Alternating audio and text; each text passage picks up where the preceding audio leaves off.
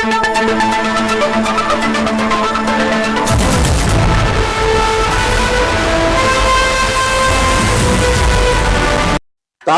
அருகே குடிநீர் கேட்டு பெண்கள் சாலை மறியல். திருப்பூர் மாவட்டம் தாராபுரம் அருகே குடிநீர் தட்டுப்பாட்டை கண்டித்து பெண்கள் காலி குடங்களுடன் சாலை மறியல் போராட்டத்தில் ஈடுபட்டனர்.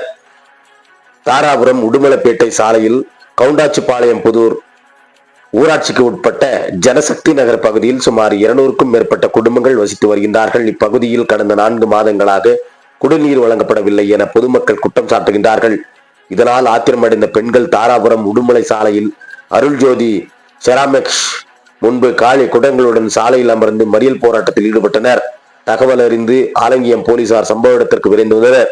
இன்ஸ்பெக்டர் ராமச்சந்திரன் தலைமையில் போலீஸ் பாதுகாப்பு பணியில் ஈடுபட்டிருந்தனர். மேலும் கவுண்டாச்சிபுதூர் ஊராட்சி மண்டலத்துறை வட்டார வளர்ச்சி அலுவலர் காளீஸ்வரி உள்ளிட்ட அதிகாரிகள் பொதுமக்களுடன் பேச்சுவார்த்தை நடத்தி நீண்ட நேர பேச்சுவார்த்தைக்கு பிறகு தற்காலிகமாக தண்ணீர் லாரி மூலம் குடிநீர் வழங்கப்படும் என அதிகாரிகள் உறுதியளித்தனர். இதனைத் தொடர்ந்து பொதுமக்கள் சாலை மறியல் போராட்டத்தை கைவிட்டனர். இது குறித்து பெண்கள் கூறுகையில், கடந்த 4 மாதங்களாக குடிநீரின்றி கடும் சிரமத்திற்கு ஆளாகி வருகிறோம். அருகில் உள்ள தோட்டங்கள் மற்றும் காடுகளில் உள்ள உப்பு கலந்த தண்ணீரை குடித்து வர வேண்டிய நிலை ஏற்பட்டுள்ளது. இதனால் சிறுநீரக கற்கள் போன்ற உடல்நல பிரச்சனைகள் ஏற்படுவதாக மருத்துவர்கள் தெரிவித்துள்ளனர்.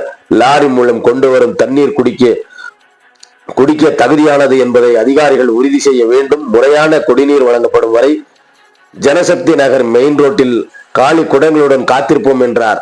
தகவல் அறிந்த அதிகாரிகள் நேரில் சென்று அதிகாரிகள் வாக்குவாதத்தில் ஈடுபட்டனர். இதனால் அப்பகுதியில் சிறிது நேரம் பரபரப்பு நிலவியது என்பதும் குறிப்பிடத்தக்கது.